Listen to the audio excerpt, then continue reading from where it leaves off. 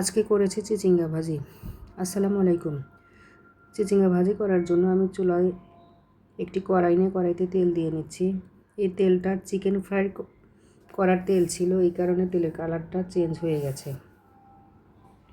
একটা ডিম দিয়ে নিলাম ঝুরি করে ভাজার জন্য। ডিম ঝুরি করে ভেজে চিচিঙ্গা ভাজিতে দিয়ে দিলে ভাজির স্বাদটা অনেক বেশি লাগে। ওই তেলের মধ্যে আমি এখন দিয়ে দিলাম কাঁচামরিচ, পেঁয়াজ কুচি। এগুলো একটু লাল করে ভেজে নিয়ে এখন আমি চিচিঙ্গাটা দিয়ে দেব। চিচিঙ্গা আমি লবণ দিয়ে চিটকিয়ে পানি ফেলে দিয়েছি। এর মধ্যে পরিমাণ মতো আবার একটু লবণ দিয়ে নিলাম। সামান্য একটু জিরা বাটা দিয়েছি, আর এই যে ডিমের ঝুরি ভাজাগুলো দিয়ে দিলাম। এখন নেড়ে চেড়ে এগুলো সুন্দরভাবে ভেজে নিলেই খুব মজাদার একটা চিচিঙ্গা ভাজি রেডি হয়ে যাবে। এই চিচিঙ্গা ভাজিটা করতে খুবই অল্প কিছু উপকরণ লাগে, কিন্তু খেতে অনেক বেশি মজা। আজকের ভিডিওটা এই পর্যন্তই। আল্লাহ হাফেজ।